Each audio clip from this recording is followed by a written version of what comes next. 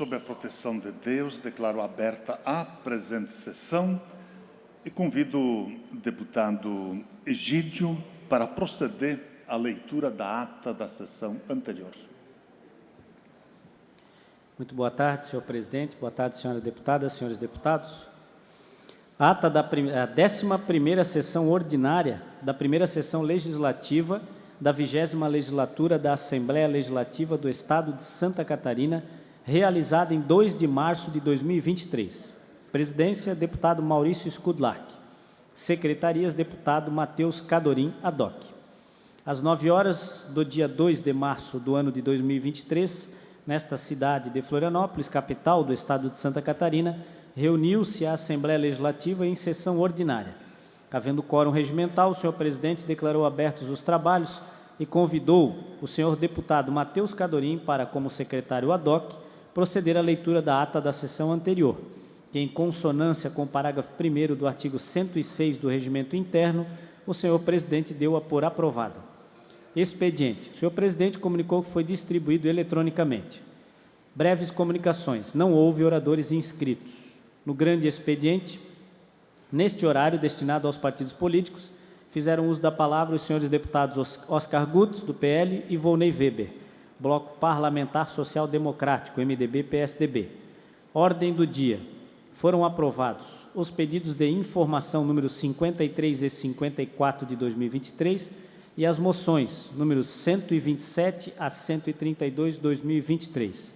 Na sequência, o senhor presidente deferiu os requerimentos números 576 a 581 de 2023 e comunicou que encaminhará aos destinatários as indicações números 95 a 104 de 2023. Explicações pessoais. Não houve oradores inscritos. Nada mais havendo a tratar e antes de encerrar a sessão, o senhor presidente convocou outra ordinária para terça-feira no horário regimental. Para constar, eu, quarto secretário, lavrei a presente ata. Era isso, senhor presidente.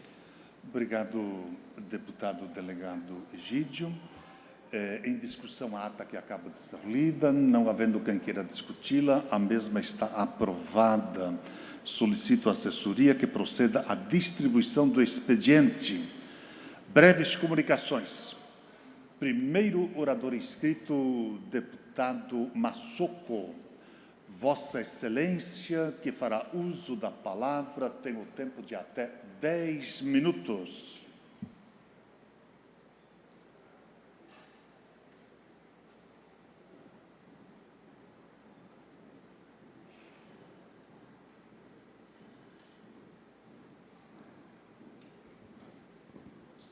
Senhor presidente, demais membros dessa mesa, senhores deputados, deputadas, pessoas que nos assistem, meu boa tarde.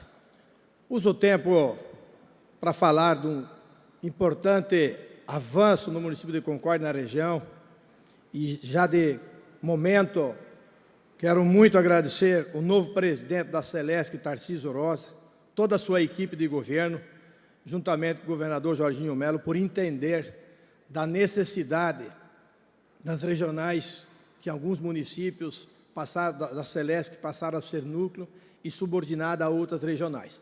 E aqui, em especial, eu quero falar do município de Concórdia, que após alguns levantamentos, a equipe entendeu da necessidade de Concórdia voltar a ser regional no município, e que há muito tempo estava sendo subordinada à regional da Celesc de Chapecó. E esse retorno ao município, ele é de extrema importância. Fico feliz, mas muito feliz mesmo, por ter participado deste pleito tão importante, que considero uma vitória para toda a Concórdia e todos os demais municípios da região. Autonomia em seus atos, porque antes tudo era passado para outra agência, como a Concórdia era regional e passou a ser núcleo, automaticamente todas as decisões tinham que passar pela regional. Com tudo isso, o retorno da Celesc para a Concórdia como agência regional, eu posso considerar que vai ter autonomia aos atos, análise dos projetos vão ser analisados em Concórdia, Cito a análise dos projetos da área de abrangência da Regional de Concórdia. Antes era encaminhado para Chapecó e resultava numa morosidade muito grande.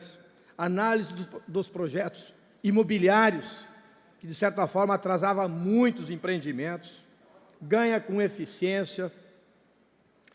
A empresa vai entregar melhores resultados e, que eu entendo mais importante ainda, vai estar próximo dos seus trabalhadores e vai estar próximo dos consumidores. Então, eu quero aqui agradecer imensamente o entendimento do novo presidente da Celesc, de sua equipe, por ter realizado esse levantamento, o governador Jorginho Melo também, e ter trazido de volta, então, para a Concórdia, ou seja, o retorno da Celesc como regional no município de sua abrangência. Senhor presidente, demais deputados e deputadas, seria isso. Muito obrigado. Feita a manifestação, deputado Massoco. Na sequência, inscrito para falar, deputado Carlos Humberto. Carlos Humberto, Vossa Excelência, que fará uso da palavra, tem o tempo de até 10 minutos.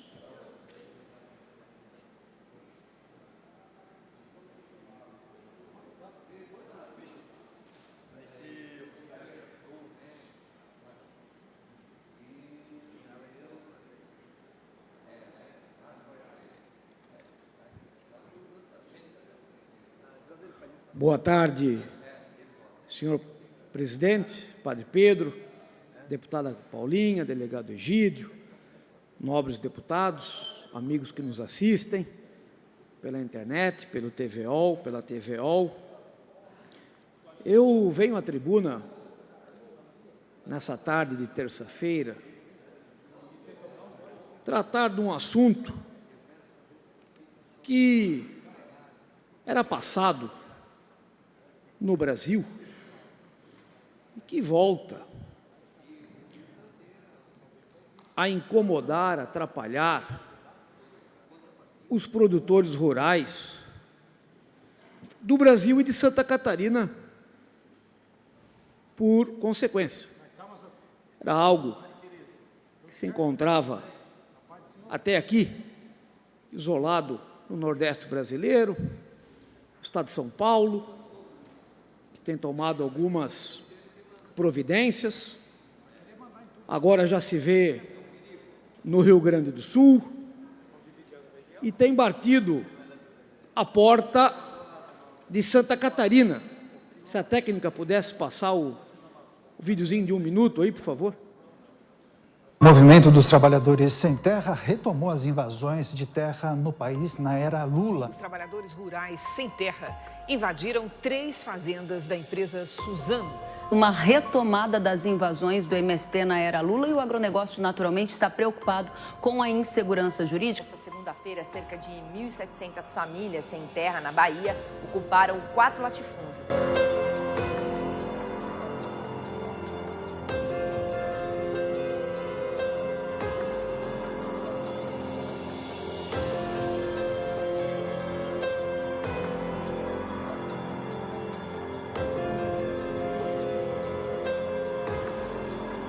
Se mexerem com o povo que não tem para onde ir, a Atlântida Sul é nosso local.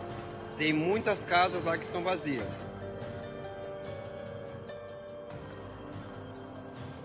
Ninguém. Todos aqui são produtores, têm terra. Né? O que a gente está lutando é o quê? Que não mexam nas nossas coisas. Então... Em defesa da Fazenda Ouro Verde, uma fazenda muito produtiva, e foi invadida ilegalmente. Um ônibus cheio de sem terra aí dentro. Alguns estados da federação, exemplo de São Paulo, têm montado dentro das inteligências da Polícia Civil estruturas de monitoramento para supostos ataques terroristas, que nem esses aí, empregados pelo MST há muito tempo no Brasil. Esses terroristas, eles tinham sido combatidos pelo governo Bolsonaro e sumido do noticiário brasileiro, mas agora voltam a atrapalhar a vida do brasileiro e do catarinense. A exemplo de outros estados da federação, fiz uma indicação ao governo do estado e às estruturas de segurança pública para que se tome as mesmas providências, deputado Massoco, no nosso Estado, de monitoramento destes terroristas que nos ameaçam e ameaçam os nossos produtores, para que isso não venha a acontecer em Santa Catarina. E para que isso ocorra, deputado Altair Silva, seja repelido pela Justiça e pelas forças de segurança na maior brevidade possível. Segundo eles próprios, o MST, 100 mil famílias estão acampadas pelo Brasil. Eles exigem, deputado Emerson, eles exigem a nomeação, a indicação dos superintendentes regionais do INCRA, sobre a ameaça de, se não atendidos, ocuparem terras no Brasil. Eu faço um apelo à Polícia Civil, através da minha indicação, que se monitore isso tudo. E faço um apelo à Polícia Militar também, que esteja preparada, e bem preparada, para que, se eles vierem incomodar aqui em Santa Catarina, sejam reprimidos, com altivez, com velocidade, com o bom trabalho que é desempenhado pelas forças de segurança de Santa Catarina, dando um recado claro de que aqui, nesse estado de gente séria, com produtores rurais familiares dignos e decentes, que têm história de dedicação, aqui, em solo sagrado catarinense, eles não terão vez. Até entendo que eles agora exijam do jeito que exigem, porque talvez se sintam representados em alguma esfera de poder. No governo federal, o ministro das Comunicações, problema. A ministra do Turismo, problema com o miliciano. A ministra do Esporte, que é contra a evolução dos games, de toda a tecnologia que hoje faz parte da infância e da juventude. O ministro da Economia, deputado Cadorim, que disse que fez um curso de 60 dias e colou. O ministro da Justiça, que não tem gabarito para estar sentado onde está. E cereja do bolo, seu João Fukunaga, nomeado para previr. Ele é um historiador, eu não tenho nada contra historiadores. Tenho historiadores da minha família, que são professores. Ele está no Banco do Brasil desde 2008. Como escriturário, não passou dali. Nada contra o escriturário também. Mas de 2008 para cá, dava para ter avançado em alguma coisa. Prestado um novo concurso, mostrado aptidão, mostrado que tem conhecimento. A Previ cuida de 250 bilhões de reais de 200 mil colaboradores. Eu só fico preocupado, e não quero fazer mau juízo de ninguém, mas em 2015 foi instituída uma CPI no Congresso Nacional, deputado Antídio, e como resultado dessa CPI, foi apurado 113 bilhões de reais. Não são 113 mil, que já seria muito, nem 130 milhões, 113 milhões. 130 bilhões de reais de prejuízo nos fundos de pensão do Brasil. No mínimo, por má administração. Sei que essa é uma pauta mais federal do que nossa, mas em Santa Catarina também existem pessoas que dependem da Previ e que estão preocupadas que aquilo que no passado nos assombrou volte a acontecer.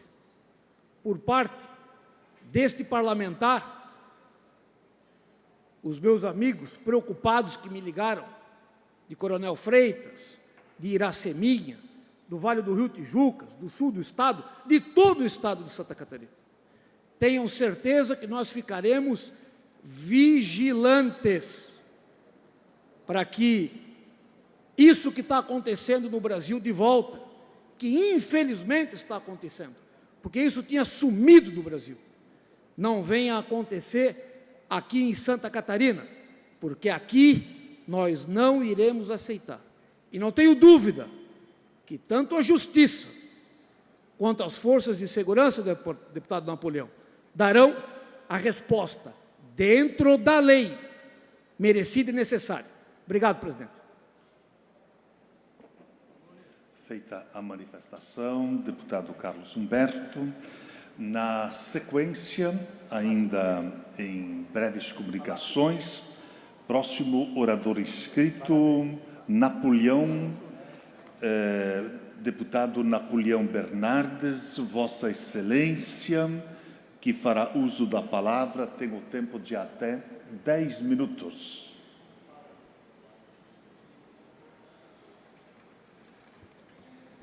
Caro senhor presidente, Padre Pedro, querida secretária, deputada Paulinha, caros e queridos colegas parlamentares, boa tarde a todos que estão em plenário e nos acompanham pela TVAL.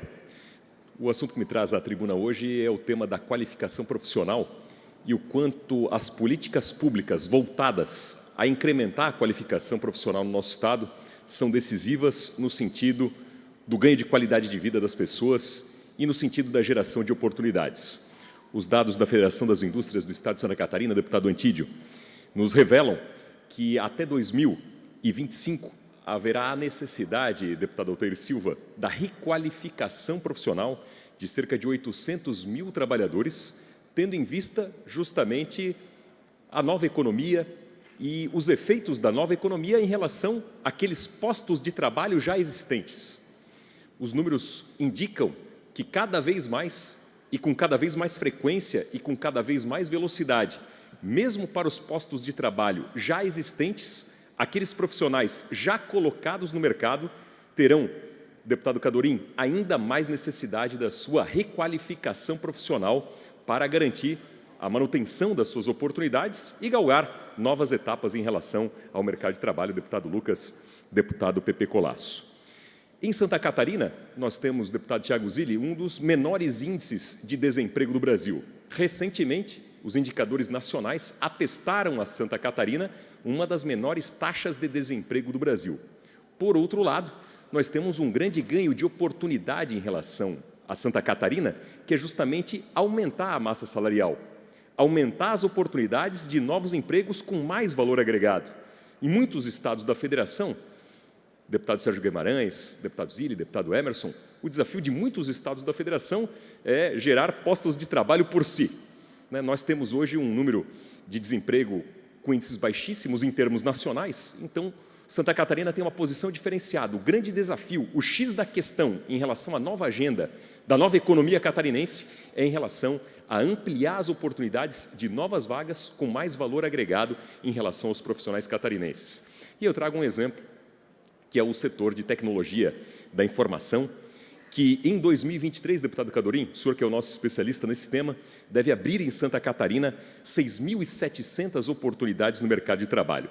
Os estudos dos setores ligados ao campo da tecnologia no nosso estado apontam que entre 2023 e 2025, deputado Marquito, haverá em Santa Catarina novas 20 mil vagas e, obviamente, com valores agregados em relação aos salários muito diferenciados.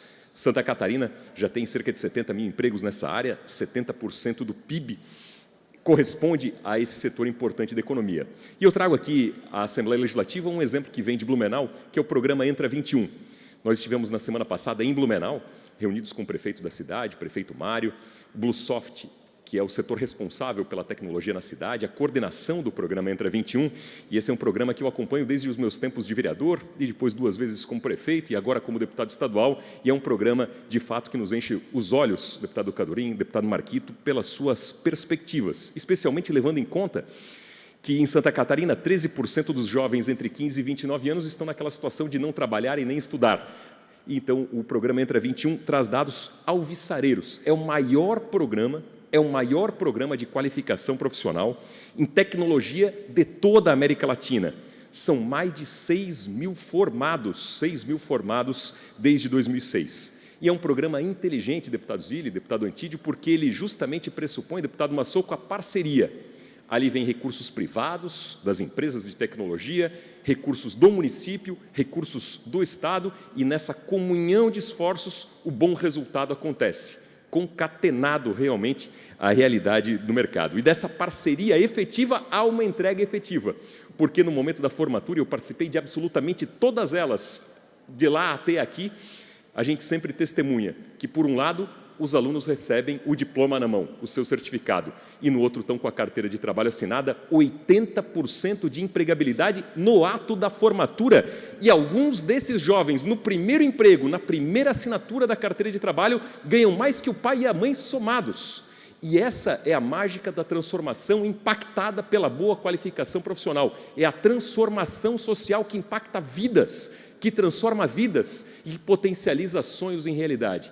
Imagina, deputado Zilli, deputado Peixer, deputado Antídio, Emerson, receber na mão um diploma, no outro ter a carteira de trabalho assinada em 80%, recebendo mais que o pai e a mãe juntos. É uma realidade transformadora que a qualificação e a requalificação profissional permitem e que iniciativas alvissareiras como Entra 21 acabam por permitir. E ouço com muito carinho o deputado Cadorim, que é o nosso deputado da tecnologia aqui na casa. Obrigado pelo reconhecimento. Deputado, eu ouço com muita alegria esse seu pronunciamento. Nós levantamos aqui a frente parlamentar da liberdade econômica e da inovação. Ela vai ter o seu lançamento ao final desse mês, todos estão convidados, inclusive, principalmente todos aqueles que assinaram. Quem não assinou também está convidado a participar. O nosso foco, a hipótese, como a gente chama quando vai lançar uma ideia de startup, a hipótese que há o maior problema hoje do setor de tecnologia em Santa Catarina é a falta de mão de obra. Mas nós não temos falta de gente para poder ser capacitada para essa mão de obra. E esse tipo de programa é exatamente o programa que nós queremos sugerir dentro da frente, com um adicional: que não haja nenhum tipo de investimento do setor público, que haja simplesmente a indicação de jovens do ensino médio, que é justamente nesse ato que o senhor está falando, dos nem, né? Dessa turma que mal estuda e não trabalha, né? E muitos acabam nem estudando, inclusive, que esses sejam pinçados e em 6 meses a 9 meses estejam com a sua carteira de trabalho. A grande novidade desse programa que nós vamos sugerir, em conjunto já com o secretário Marcelo Fetti, de Ciência e Tecnologia, é que as vagas propostas sejam financiadas pela empresa que já precisa daquela mão de obra.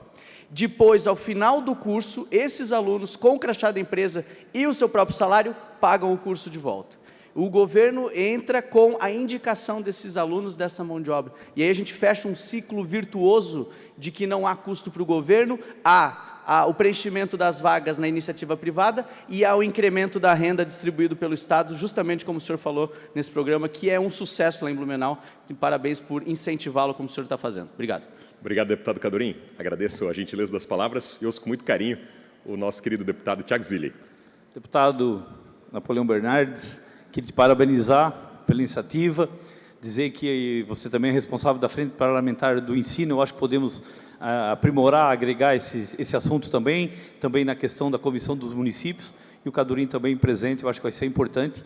E, se me permite, gostaria de registrar a presença do nosso amigo vereador, que está aqui, o Afonso Casteller, lá de Turvo, né, trabalha na empresa Credisol, empresta para pequenos empresários, para microempresários, e também é um defensor dessa causa, tá bom? Um abraço. Obrigado, deputado Thiago Zilli. Agradeço ambos os pronunciamentos, deputado Cadorim, Thiago Zilli, e ouço com muita atenção, querido deputado Marquito, que nos lidera na Frente Parlamentar da Juventude, e, não há dúvida, é um tema amplamente concatenado entre ambas as causas. Exatamente, quero parabenizá-lo por essa explicação para o plenário, mas também para toda a sociedade catarinense, da importância da formação profissional para a juventude, né? A gente está aí propondo a Frente Parlamentar das Juventudes em Santa Catarina, pensando na juventude urbana, mas também na juventude rural, a importância de se pensar as múltiplas atividades também no meio rural, né? E por isso eu quero também convidá-lo e pedir o apoio de Vossa Excelência para compor e ajudar a gente nesse debate lá na Frente Parlamentar das Juventudes e parabenizá-lo por esse histórico de trabalho e atuação com um grupo da sociedade que é tão importante, que é a juventude. Parabéns. Obrigado, deputado.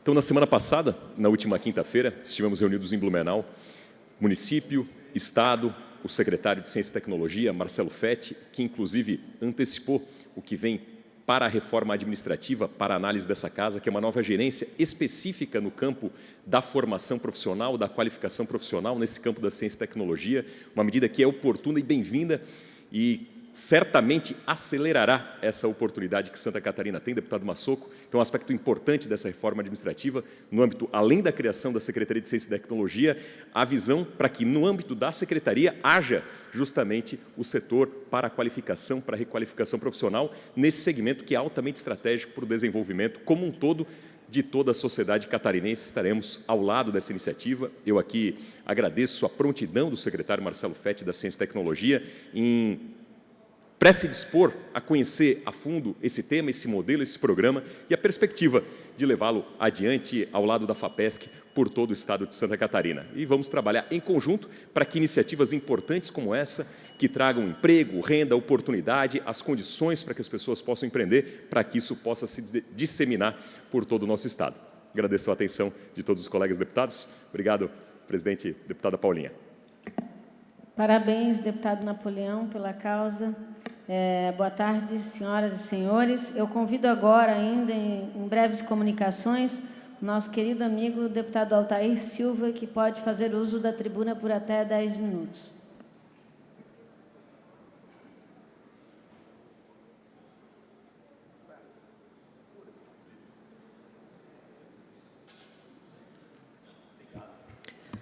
Meu boa tarde, senhores e senhoras deputados. Eu quero agradecer a oportunidade da fala, saudar todos os telespectadores da TV AL, saudar todos os colegas, saudar a deputada Paulinha, que preside este momento a sessão. Venho aqui na tribuna falar de um assunto semelhante que o deputado que me antecedeu aqui, não que me antecedeu, mas o deputado Carlos Humberto falou aqui sobre as invasões do MST.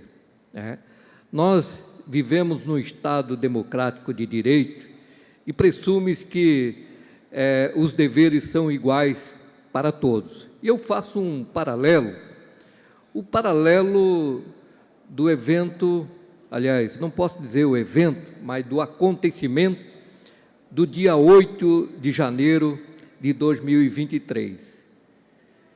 A maioria absoluta dos brasileiros foram contra aquela invasão que houve no Senado, no STF, na Câmara dos Deputados. Nós não apoiamos essa iniciativa. E a gente percebeu que no mesmo dia 8 de novembro, a gente percebeu o presidente da República, o senhor Luiz Inácio Lula da Silva, que, se eu não me engano, estava no estado de São Paulo, uma gana imensa. A gente percebeu que os ministros do STF, principalmente o Alexandre de Moraes, uma ação rápida, vamos punir, vamos prender. E agora nós estamos assistindo silenciosamente os movimentos do MST. O senhor presidente eleito, ele, inclusive, num debate entre os candidatos a presidente da República, teve a audácia, até porque tem uma capacidade de mentir fora do comum, que o MST nunca invadiu terras improdutivas. Veja bem o descalabro. E hoje nós estamos vivendo esse perigo que assombra quem trabalha, quem produz, quem gera renda, quem gera desenvolvimento e quem cria oportunidade para o Brasil, que vai ser um dos celeiros do mundo, que abastece o mundo. Agora, eu gostaria de só passar um pequeno vídeo que mostra a diferença entre um encaminhamento e outro. O que o senhor presidente da República está fazendo contra as invasões das terras produtivas desse país? Está fazendo o mesmo que fez no dia 8 de fevereiro? Alguém viu alguma ação de concreto? Por favor, o vídeo. Olha as manifestações do dia 8 de fevereiro. Vocês conseguem identificar alguém aí com arma, com pistola, com faca, com facão? Tem alguma identificação disso? Agora olha aqui as invasões do MST, invasões recentes, de máscara, de foice, de facão, de machado. Olha esse vídeo aí, ó, uma terra altamente produtiva, inclusive uma área de reflorestamento da empresa Suzano, que fica no sul da Bahia, uma empresa que gera aproximadamente 7.000 empregos diretos, tem mais de 20.000 postos de trabalhos indiretos e beneficia cerca de 37.000 pessoas pelo efeito da renda, conforme a Fundação Getúlio Vargas e IBA. Eu faço a pergunta, essas terras não são produtivas? Vocês viram lá o reflorestamento, a Suzano é uma empresa que trabalha com celulose, estou citando apenas um dos exemplos. Vocês viram que depois do dia 8 de janeiro, se prendia pessoas em ginásio de esportes, em condições análogas, já que este governo, o governo federal, fala tanto de condições análogas. É certo? Nós não concordamos com condições análogas. Agora, o que este governo está fazendo para impedir que terras produtivas, que geram riqueza e renda para os brasileiros, não sejam invadidas? Semeando insegurança no campo, semeando discórdia e, principalmente, semeando perigo para a nossa gente. Como membro e presidente da Comissão da Agricultura, juntamente com o colega Mazzuco, que é o nosso vice-presidente, nós não podemos assistir isso calado.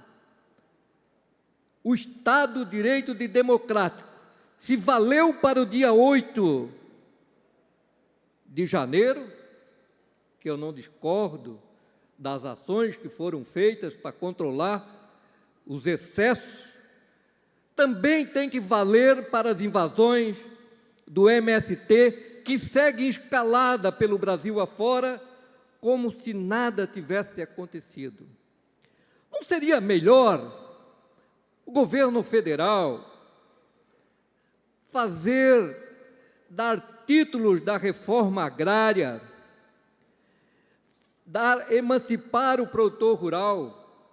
Quando estivemos secretário da Agricultura de Santa Catarina, nós investimos em regularização fundiária, inclusive em assentamentos, deputado Marquito, assentamento de pessoas que foram assentadas lá, inclusive pelo movimento dos sem terra, que estavam nessa propriedade há muito tempo. Cito o exemplo de Abelardo Luz, que não tinham as escrituras em definitivo, portanto, não tinham acesso ao crédito rural.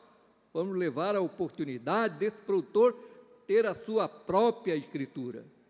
E isso foi o grande desafio do governo federal, do governo do Estado, e segue também como desafio nesse governo, e é um desafio de todos nós. Então, a importância que o governo federal dá, 2 pesos e 2 medidas, nós precisamos rever, porque o Brasil é um só. Santa Catarina é um só, e nós não podemos ter aí a discórdia semeada e o perigo no campo sendo plantado. Nós precisamos dar segurança jurídica às propriedades. Pois não, deputado Marquito, Vossa Excelência, que também é do agro, está com a palavra. Obrigado, deputado Altair. Quero inicialmente dizer da importância das suas últimas palavras sobre um programa profundo de regulação fundiária no campo, a partir da reforma agrária.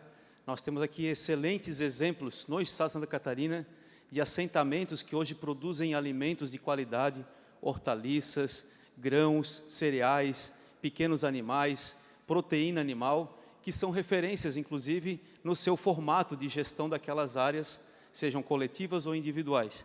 E quero me conciliar com o senhor no sentido de que a gente precisa debater profundamente a questão da regulação fundiária rural e da reforma agrária no estado de Santa Catarina. Acredito que a comissão de agricultura desta Câmara, desta Casa, estará comprometida com esse debate. Quero me colocar à disposição, mesmo não fazendo parte da comissão, mas me coloco integralmente à disposição dessa discussão.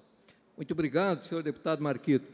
É isso, nós temos que construir ações através do diálogo, não da imposição, como o MST tem colocado, com uma escalada de violência no campo. Isso faz com que o produtor invista menos, retraia a sua propriedade, contrate segurança, fique com medo de investir, e com isso o Brasil perde renda, menos emprego, menos desenvolvimento e mais anarquia. Nós não podemos deixar com que isso aconteça. É responsabilidade de todos nós. Por isso eu faço um apelo às autoridades federais, para que impeçam a escalada do MST, que nada tem contribuído para o desenvolvimento econômico do nosso país, a não ser o aumento da violência no campo. Colegas, antes de passar a palavra ao deputado Emerson Stein, próximo inscrito, eu vou transmitir a presidência dos trabalhos novamente ao delegado Egídio, e quero aproveitar a lembrar aos colegas que nós iniciamos hoje, o Parlamento Catarinense começa neste dia as atividades em homenagem ao mês da mulher. Hoje, no dia 7, às 19 horas, nós temos um tema muito interessante que versa sobre grupos reflexivos para homens autores de violência. É a primeira vez que a Casa inclui na questão de gênero uma atividade para homens também, sob o olhar que precisa ser derrogado a vocês, né, aos senhores. Enfim, a programação toda já foi compartilhada nos gabinetes, em parceria com a deputada Luciane Carminati. Eu gostaria muito de contar com a presença de Vossas Excelências, de modo muito especial, a uma atividade que ocorrerá amanhã, exatamente no momento de encerramento da nossa sessão, para que vocês possam estar conosco. Obrigada. Ordem. Pois não, deputado Napoleão? Deputada Paulinha, queria aproveitar a oportunidade da sessão de hoje, nesse dia 7 de março, deputado Egídio, o Centro de Ciências Jurídicas da Universidade Regional de Blumenau, o curso de Direito da FURB, completa 55 anos de história. É um dos cursos de Direito mais tradicionais de Santa Catarina e do Brasil, é um curso de excelência.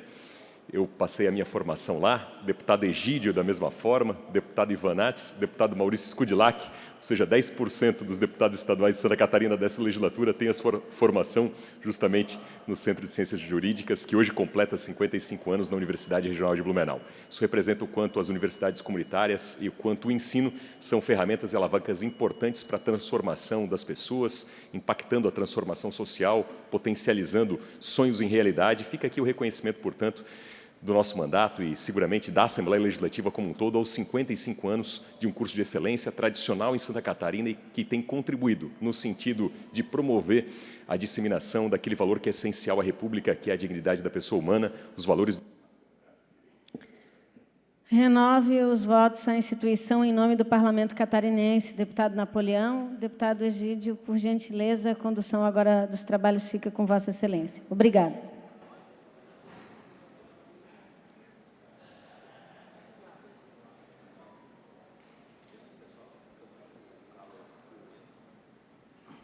Bom, então, em breves comunicações, o próximo orador inscrito é o deputado Emerson Stein. Tem um prazo de até 10 minutos, deputado. Obrigado.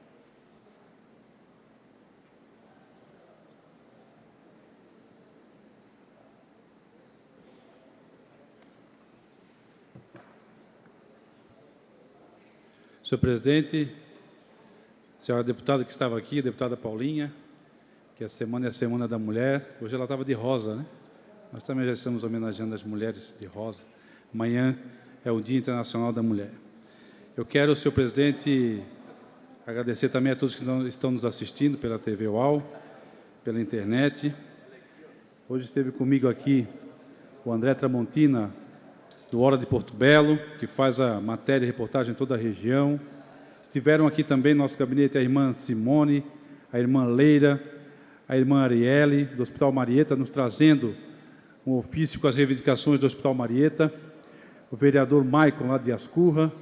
Estava conosco aqui também, está aqui o vereador Jonathan de Porto Belo, juntamente com o presidente do grupo de escoteiros Pegasus, o Nicolau Furtado, e também o integrante do grupo Zé, e o nosso amigo Jefferson, que é diretor da Diretoria do Bem-Estar Animal de Porto Belo, que foi uma diretoria que criamos quando prefeito de Porto Belo, e nós teremos agora, em breve, já está em construção, o Centro de Bem-Estar Animal de Porto Belo. Então, essas pessoas estão nos visitando aí e visitando a Assembleia, trazendo suas reivindicações. Eu quero, senhor presidente, convocar a casa que passe um vídeo ali de uma entrevista do nosso secretário de Estado da Educação, Simadon, e aí depois eu faço um breve comentário. Começo perguntando para o senhor exatamente sobre isso que a Eve comentava, a falta de estrutura em algumas escolas. A gente sabe que esse é um assunto que vem à tona geralmente no início do ano letivo, né? O senhor assumiu a pasta agora, com o novo governo, né? Já existe um mapeamento? Qual é a situação de momento nas escolas estaduais? Quando nós chegamos agora, já está fazendo 2 meses, né? Nós fizemos uma radiografia da educação do estado de Santa Catarina e notamos assim alguns pontos muito problemáticos, né, da nossa educação. Apesar de nós termos assim bom índice se comparados aos estados brasileiros, nós temos assim alguns pontos de estrangulamento muito sérios. Um deles é a infraestrutura. O problema das nossas escolas, elas se arrastam assim já há vários anos.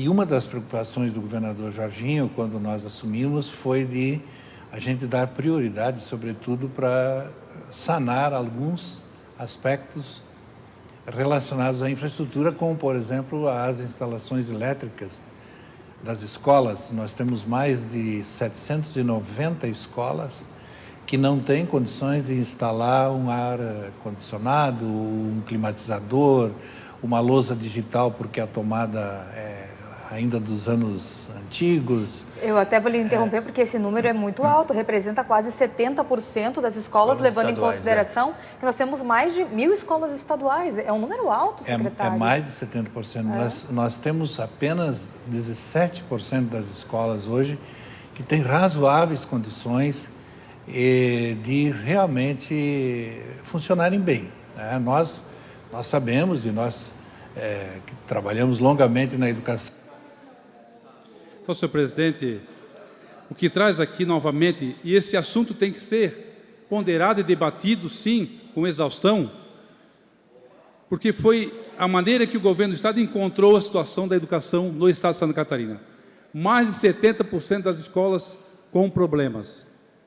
E aí, as redes elétricas são o principal desafio dessa gestão.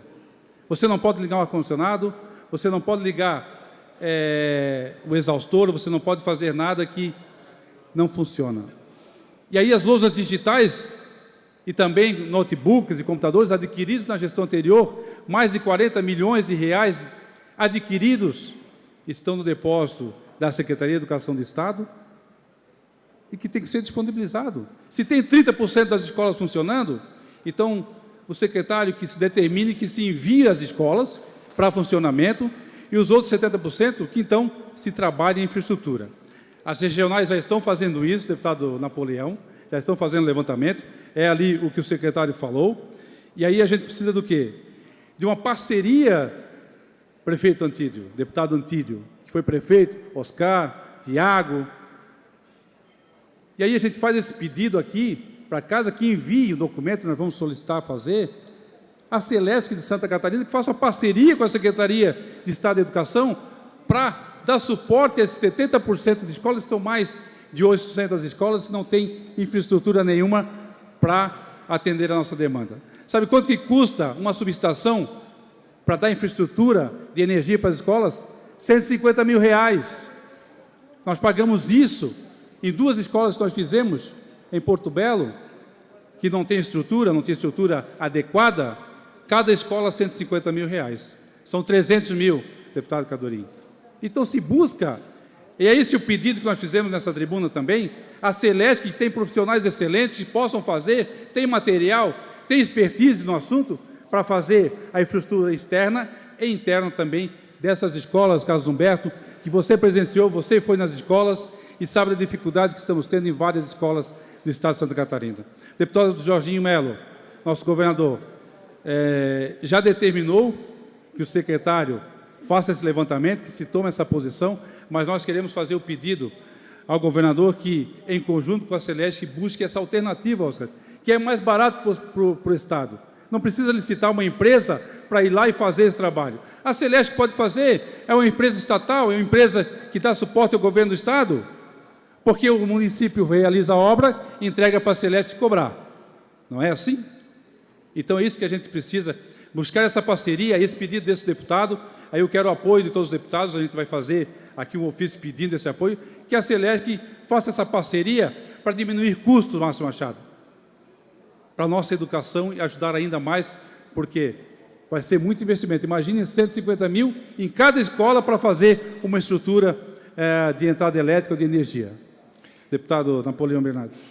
Deputado Emerson, Vossa Excelência traz à tona um tema que é altamente relevante para Santa Catarina, porque nós, como catarinenses, nos orgulhamos muito de muito que Santa Catarina tem a oferecer nos seus índices, nos seus patamares, até da própria qualidade de educação.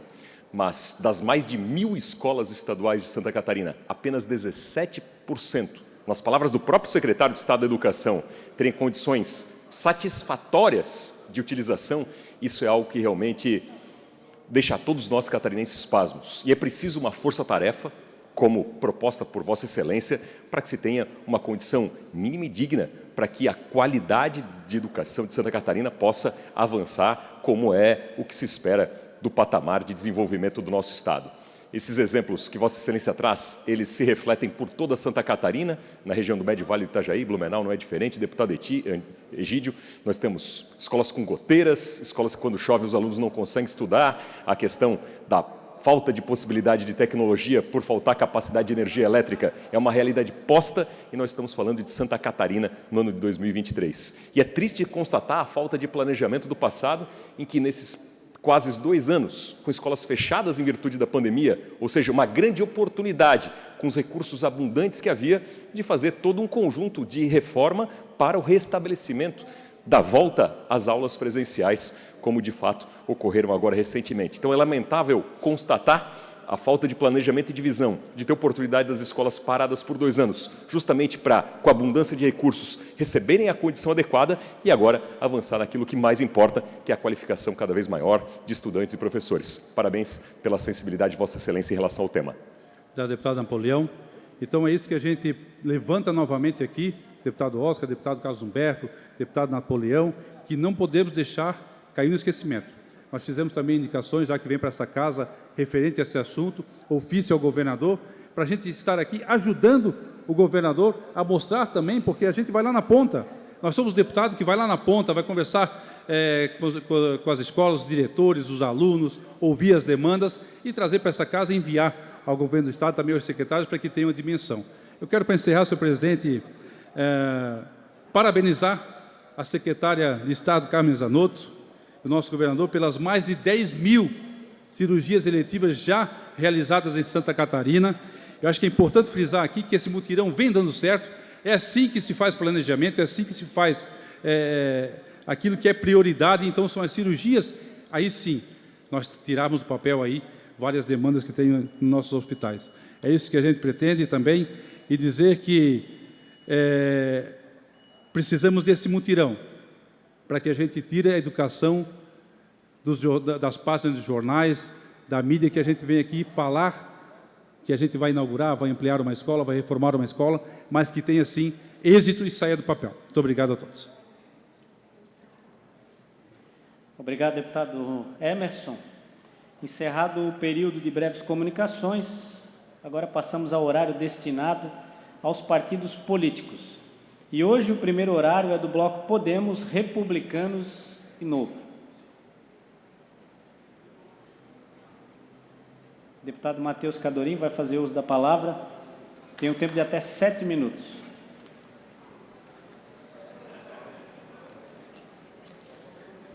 Obrigado, presidente. Vou usar o tempo para 2 comunicações. A primeira, com relação ao projeto da nossa autoria, que obriga o governo a ter a opção de pagamento por PIX de taxas e impostos pelos catarinenses. É um projeto simples, direto, objetivo, como a gente tem trabalhado aqui, com o objetivo de facilitar a vida do catarinense. Nós todos já usamos o PIX como uma coisa mais normal da vida, o tempo inteiro, o dia inteiro, para tudo que a gente possa imaginar. E a gente precisava atualizar isso. O governo precisa estar na vanguarda das atualizações, e esse vai ser um trabalho nosso contínuo aqui na Assembleia Legislativa, sempre provocando que o poder público possa auxiliar o catarinense, trazendo melhorias, trazendo facilidade para a sua vida. O PIX não tem taxas, a compensação dele é imediata, então você imagina situações como um carro parado na Blitz, o IPVA está atrasado, pagou o IPVA com o PIX, compensação imediata, está resolvido, não há nenhuma complicação objetiva para que o carro fique retido, para que ele possa ser guinchado, enfim. ICMS negativas de empresa também, qualquer necessidade emergencial com o PIX, compensação imediata, questões de pensão alimentícia, renovação de carteira de CNH, enfim, uma infinidade aí de possibilidades que agora o cidadão catarinense terá, a partir do momento que este projeto for aprovado, de ter essa facilidade na sua vida. Então, este é um dos nossos projetos aqui, teve bastante gente perguntando, querendo saber sobre como funcionaria, e é basicamente isso. Todas as opções que nós temos hoje em boleto, transferência, enfim, que o governo já oferece, também no sistema PIX. E a segunda mensagem que eu quero trazer aqui para os senhores é que daqui a uma semana, no dia 14, nós teremos o lançamento da Frente Parlamentar do Bombeiro Voluntário aqui na Assembleia Legislativa, presidida pelo nosso colega Dr. Vicente Caro Preso, e que já conta com grande movimentação das corporações do Estado e de prefeituras que virão até aqui a casa para que a gente possa discutir a manutenção, fortalecimento e expansão do modelo. Deputado Antídio, deputado Peixe, vocês que conhecem bem a realidade dos bombeiros voluntários, que a gente possa ter essa estrutura expandida no Estado, atendendo a mais da metade do Estado de Santa Catarina, que hoje não tem nenhum tipo de serviço de bombeiro. Então, dia 14 às 11 horas aqui na casa, o lançamento da Frente Parlamentar. A gente convida todos os 18 deputados que assinaram, e quem quiser também, porventura não tenha assinado, participar desta frente, será muito bem-vindo também na semana que vem. Muito obrigado. Obrigado, deputado Cadorim. Próximo horário pertence ao PP. Próximo horário pertence ao PSOL. Próximo horário ao Bloco Social Democrático. MDB, PSDB.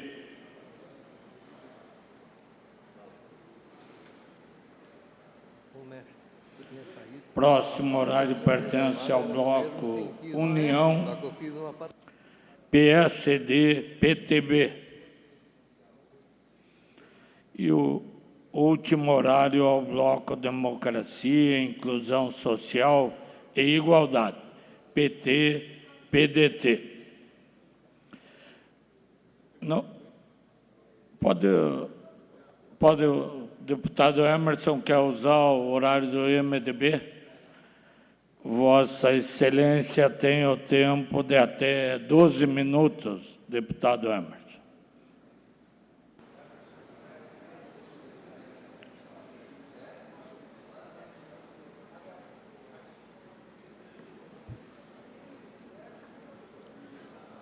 Obrigado, senhor presidente. Novamente, deputado Maurício Kudlak, nossos deputados que estão nos assistindo aqui, nos ouvindo, também estão aqui no nosso plenário. Eu quero trazer um tema aqui, que é mais uma importante situação que nós vamos levantar nessa casa e que tem que trazer para o debate, sim, expor aqui o que está acontecendo, porque não pode mais acontecer isso, Antídio. Você que foi prefeito de Jaraguá do Sul, né, o Tiago Zilli, que foi prefeito também, e muitos prefeitos estão em romarias, em secretarias, como Casa Civil, Infraestrutura, querendo saber o que aconteceu com o Plano 1000, o que aconteceu com o PIX, o que aconteceu com convênios, que no final do ano de 2022 simplesmente foram cancelados e não foram mais pagos. A gente quer saber. A gente está aí, o nosso secretário de Infraestrutura, fazendo o levantamento, o diagnóstico, junto com o governador Jorginho Melo, com a Casa Civil, mas a gente quer trazer para saber, passar para a sociedade, que possamos ter aí o nosso secretário da Fazenda do Estado explicando o que pode acontecer. Por exemplo, eu quero usar um exemplo simples da cidade de Porto Belo, onde nós temos lá 2 convênios assinados no ano 2022, no início do ano 2022, que foram chamados na Casa da Agronômica para assinar o convênio, foi licitada a obra, foi feito o contrato, mas não foi pago nenhuma parcela, não foi depositado para o prefeito licitar, para o prefeito dar ordem de serviço. Ainda bem, Antídio, que o prefeito não deu ordem de serviço. Mas não é o caso de muitas prefeituras que deram ordem de serviço. E agora as empresas querem começar, os municípios não têm condições de arcar com essas obras, e aí vem essa situação de que, o que não foi dado ordem de serviço, que não foi paga a primeira parcela, não será honrado com os municípios. Mas houve toda uma expectativa. Todos os municípios fizeram seus projetos. Muitos a toque de caixa, outros tinham projetos, mas está lá o projeto. Foi gasto dinheiro público. E a gente precisa, sim, de uma resposta. A gente já conversou na Casa Civil, onde tem aí o atendimento lá do secretário Sorato, do Natan, nos atende muito bem, atende os prefeitos, passam a realidade, mas eu acho que as pessoas precisam saber, a população precisa saber do que está acontecendo. Praticamente foi, como está dizendo por aí, o cheque sem fundo. Mas a gente vai ter que honrar esse cheque. Eu acho que tem que honrar, sim. O secretário Gerry nos passou que aí 600 milhões em obras que estão, que já foram iniciadas, terão andamento, terão o apoio do governo do Estado, mas nós precisaremos também do apoio para aquelas obras que ainda não iniciaram, mas que foram, sim, contratadas, assinado a licitação, feita a licitação, contrato e dado ordem de serviço. Eu acho que é isso que o nosso governador está fazendo, segurar, ver o que aconteceu, demonstrar aí à sociedade, porque todos precisam saber. E isso a gente quer também saber aqui na Casa Legislativa, por quê? Porque os prefeitos estão batendo na porta, vereadores, que muitos foram lá dar ordem de serviço e não receberam. Tem até obra que foi feito termo de compromisso, mas termo de compromisso não existe. Mas agora, assinado o convênio, repasse, a primeira parcela. Maurício Kudlak, tem obras de 20 milhões de reais que foram depositadas a primeira parcela, 500 mil. Como que vai fazer a obra? Será que o governador vai honrar agora? Será que a administração pública vai honrar com isso? Tem obras aí de 160 milhões de reais que foi dado ordem de serviço. Eu acho que a gente tem que sim se preocupar com isso. O governo do Estado está aí, nos mostrou a demanda que tem o Caixa do Estado, está preocupado sim com as finanças, e nós estaremos aqui para ouvir também, para dar a ele o suporte que for necessário para trazer para essa casa e a gente debater aí esse assunto que é muito importante, e a gente precisa sim que o governo do Estado também nos traga a realidade desse momento das finanças e principalmente Plano 1000, que não saiu do papel e causou muita expectativa aos catarinenses. Muito obrigado, presidente. Obrigado, deputado Emerson. Ainda no horário dos partidos políticos, Bloco União, PSD, PTB, Com a palavra o deputado Sérgio Guimarães. Repórter Sérgio Guimarães. Vossa Excelência tem o tempo de até 10 minutos. Obrigado, presidente. Boa tarde a todos. Boa tarde a quem nos assistem pela TVAL. Eu quero falar de um assunto extremamente importante, que é a causa animal. Eu acho que nós temos um vídeo. Esse caso aconteceu sábado à noite, na cidade de Palhoça, onde eu moro, que infelizmente nós temos um problema muito sério com relação aos cavalos soltos. Sabemos que muitas famílias precisam desse meio de transporte para a sobrevivência. Dá para rodar para a gente assistir, depois eu discorro. Cadê a guarda municipal quando se precisa dela? Infelizmente vai acontecer um acidente grave. Pessoal, isso é a palhoça. Atravessar a rua. Ai, meu Deus. É mais comum do que a gente imagina no nosso município. O casal, a moça está bem e o marido está em estado gravíssimo no hospital regional, ainda em coma. Depois desse vídeo, eu repercuti esse caso nas minhas redes sociais, fazendo um alerta e fazendo um apelo para as autoridades de Palhoça, tendo em vista que naquela cidade, na minha cidade, na Câmara de Vereadores, um projeto de lei foi aprovado, de autoria do vereador Rodrigo Quintino, mas ainda não havia sido sancionado pelo prefeito Eduardo Frecia. E felizmente, graças à repercussão, graças ao apelo que nós fizemos, o prefeito Eduardo Frecia sancionou essa lei no início da semana, na segunda ou terça-feira. Então, fica aqui o nosso agradecimento, mas eu fico um pouco triste também, que infelizmente muitos casos precisaram acontecer como esse. Eu me lembro que eu falo isso desde 2017.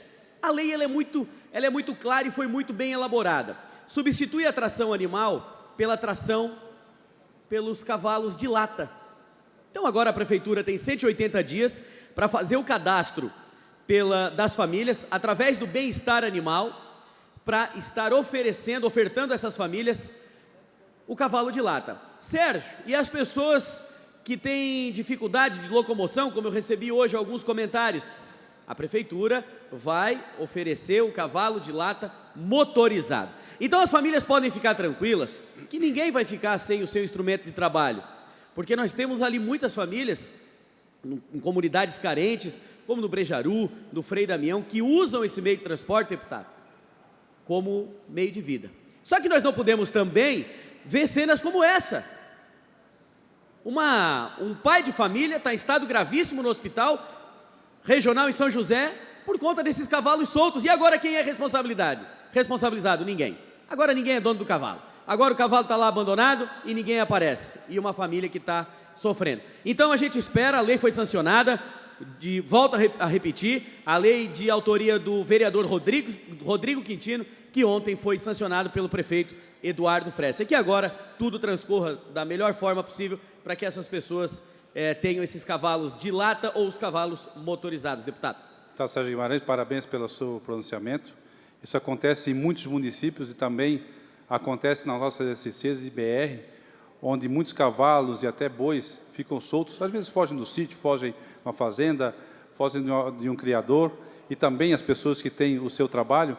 Mas lá em Porto Belo, quando prefeito, nós instituímos a Diretoria de Bem-Estar Animal e nós temos lá um grupo de operações e resgate, que funciona e funciona muito bem, não só em Porto Belo, e aí foram também para outros municípios, onde esse grupo é preparado para isso, para resgatar esses cavalos soltos, para levar para um tratamento e depois comunicar os seus proprietários. Mas, claro, tem todo o cuidado com o proprietário de cada um, mas o grupo de operações especiais agora também está tomando a dimensão maior e quem sabe até o Estado possa ter esse serviço aí, que é muito importante e tem salvo muitas vidas. Obrigado. Exatamente, eu quero trazer para essa casa a discussão, porque hoje o gado, ele é identificado com o brinco, com a brincagem. Então eu quero trazer essa discussão para que os cavalos também sejam identificados com esses brincos, que daí tu sabe o dono, a origem e por aí vai. E nos casos como esse acidente grave, o dono ser responsabilizado e alguma providência tem que ser tomada. Eu quero aproveitar a oportunidade, o Léo que está aqui, que é um ambientalista, é um biólogo, e acompanha essa luta de perto. Quero fazer um cumprimento também aqui para o meu amigo Vânio Bosley, grande jornalista, meu amigo, começamos juntos na TV Barriga Verde. Fica aí o meu carinho por esse grande amigo. Era isso, gente. Vamos em frente e obrigado pelo espaço. Obrigado, deputado. Ainda no horário dos partidos políticos, deputado Maurício Peixe, no horário do PL. Vossa Excelência tem o tempo de até 16 minutos, deputado.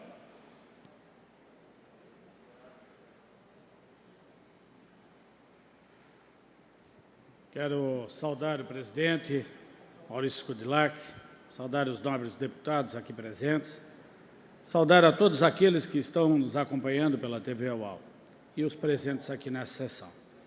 Senhor presidente, eu vou antecipar a minha fala, que deveria ser amanhã, dia 8 de março, até porque não sei se eu vou ter oportunidade de manifestar. Amanhã é um dia muito importante, é o dia que nós comemoramos o Dia Internacional da Mulher. E aí eu quero fazer uma homenagem a todas as mulheres, aquelas aqui da Assembleia Legislativa, as mulheres deputadas, as servidoras dessa casa, a minha equipe de trabalho, que tem várias mulheres também. Mas hoje eu decidi fazer esta homenagem a uma mulher especial, a mulher da minha vida, aquela que me trouxe ao mundo, a minha mãe, a dona Seda. Espero aqui não deixar que as lágrimas tomem conta da minha fala para que eu possa me manifestar. A dona Cilda, mais conhecida como Seda, nasceu de uma família de 11 irmãos. Ela era antes da última. Ela tinha 2 anos apenas quando seu pai faleceu. A sua mãe cuidou de todos os filhos, nunca casou novamente e criou-os todos com muito amor. Ela conheceu o seu Isídio muito nova, minha mãe, meu pai, aos 15 anos de idade. Aos 16 anos, ela já era mãe de uma menina. Depois, novamente, aos 17, aos 18, aos 19, e com 21 anos, ela tinha um 5º filho, que era eu, Maurício. Depois, 2 anos, teve mais 1, 2 anos, 8 filhos, com diferenças praticamente de 1 ano ou 2 anos. 8 filhos ela criou com muito amor. E por não ter tido pai, ela transferiu para nós também um carinho, um amor, o desejo de que nós tivéssemos aquilo tudo que ela não teve. Ela superprotegeu todos os filhos, criou-os com muito amor, um amor até demasiado, aquele que cuidava mesmo de verdade. Ela foi exemplo, ela brigou, lutou, trabalhou. Meu pai era um simples servidor da prefeitura de Guaramirim, não ganhava muito, ganhava pouco, e ela ajudava, ainda cuidando dos 8 filhos, ela ajudava nos afazeres da casa e a cuidar de uma venda. O Antídio sabe bem o que é venda, o que era um armazém, um bar, onde que, durante o dia, ela cuidava dos filhos, cuidava do bar, fazia... Ainda teve uma época em que ela abriu uma pensão junto para atender os funcionários que vieram para construir a rodovia 280, lá de Tubarão, uma empresa chamada Beta, que foi para Guaramirim, Jaraguá, fazer a rodovia. Ela fez atrás de casa uma pensão, fez vários quartos para que eles dormissem lá e fazia ainda comida para eles. Guerreira, sustentava cada um de nós e ensinava no caminho do bem. Muitas vezes eu, aqui confesso, fiz artes, e assim como meus irmãos faziam muitas artes, ela fazia a correção com o chinelo na mão. 2, 3 chineladas na bunda, resolvia e criou todos assim, dessa forma, com muito respeito. E todos tinham com ela aquele amor e o respeito de mãe. Depois de criado todos os filhos, ainda criou a neta. Teve 31 netos e 35 bisnetos. E foi exemplo, porque sabia o nome de todos e a data de aniversário de todos, e cuidava de todos. Nunca deixou sair da casa dela ou da presença dela alguém com necessidade. Se chegava lá em casa, na venda, no bar, ou mesmo quando não tínhamos alguém batendo com fome, saía de lá. Essa era a verdadeira esmola que nós aprendemos, e não aquela esmola que dá no sinaleiro ou que dá comida na rua. A verdadeira esmola é o amor, estender a mão para o próximo. E ela fazia como ninguém. Inclusive, parentes que iam lá para casa, enchiam a minha casa no final de semana, ela cuidava de todos. Mulher exemplo e de fé, porque ensinou a cada um de nós o caminho da fé, o caminho de Deus, da verdade, da correção. E agora, por que eu estou fazendo a homenagem a esta mulher? Porque na sexta-feira que passou, ela com 86 anos, depois de sofrimento, de lutas, de brigas, ela foi morar nos últimos 15 anos numa comunidade católica, que nós temos da nossa família, fundada pela minha irmã Denise, onde que ela cuidava da comida, dos retiros, ela atendia pessoas, ajudava pessoas e vivia naquele ambiente de paz e de amor. E aí, nessa última sexta-feira, ela dormindo até meio-dia, eu tenho um sobrinho que é especial, foi lá na casa dela, meio-dia, cantou com ela, cantou a música do céu, e ela disse que estava com muita saudade da minha irmã Denise, que faleceu agora no dia 13, vai fazer 5 anos, de um câncer. Ela que era fundadora da comunidade, disse que estava com muita saudade dela, estava com muita saudade do meu pai. Foi dormir e levantou e foi no banheiro, e a minha irmã, então, entrou no banheiro e viu ela sentada com a cabeça de lado, morreu repentinamente, da forma como ela queria, de uma forma que não incomodou ninguém, não fez ninguém sofrer, e ela se encontrou com aquilo que ela mais desejava, que era se encontrar com Deus. E eu tenho certeza absoluta que ela está lá. A nossa fé, todos aqueles que creem na salvação, creem em Deus, sabem do que eu estou falando. E ela está lá, no lado de Deus, ao lado de Maria, intercedendo agora já por nós, cuidando de tudo aqui embaixo por nós. Se encontrou com a sua filha Denise, que ela tanto amava, com meu pai e com tantos outros parentes. E aí eu quero agradecer do fundo do coração de todas as manifestações, aqui da Assembleia Legislativa, agradecer ao presidente Mauro Nadal, que mandou a mensagem para mim, agradecer o deputado Sargento Lima, que foi lá, me acompanhou no velório e representou a bancada do meu partido, Maurício Kudelak. Obrigado pela mensagem também, ele esteve lá. Agradecer o deputado Antídio, que também esteve lá, o Antídio que é amigo da família, dos meus irmãos, do meu cunhado, conhecia minha mãe e sabe do que eu estou falando, o amor que nós tínhamos por ela, porque você também vivenciou isso, muitas vezes. Então, obrigado, Antídio. Obrigado também ao deputado Vicente Caro Preso, que esteve lá presente, tantas outras autoridades, e que parece que Guaramirim, Joinville, todos estiveram lá naquele dia de sábado, no velório, no enterro da minha mãe. Essa homenagem que eu estou fazendo é para a melhor mãe que um filho poderia desejar. Eu, meus irmãos, a minha família, queremos, nesse Dia Internacional da Mulher, desejar que todos pudessem ter esse carinho, esse amor por uma mulher que é a mãe. A gente nunca pode esquecer de onde nós viemos, quem nos gerou. Por isso, obrigado a você, mulher, por existir.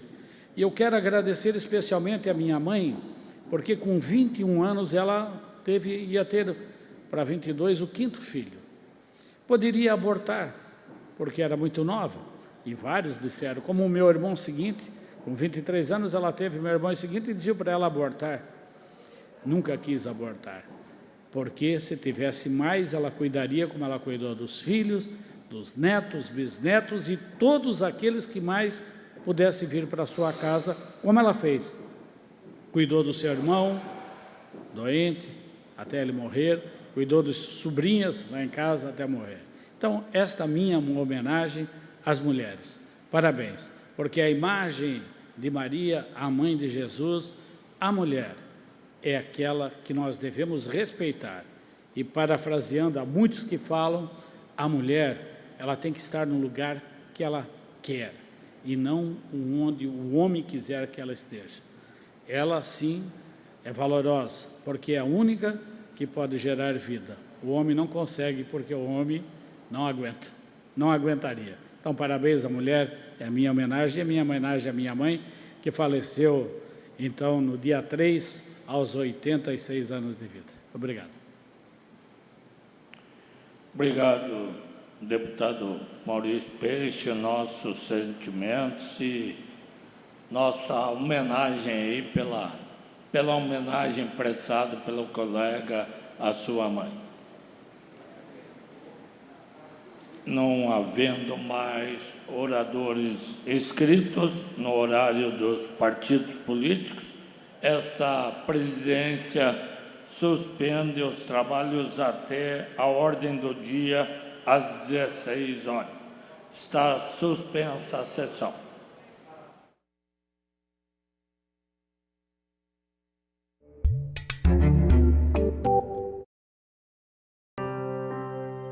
Se não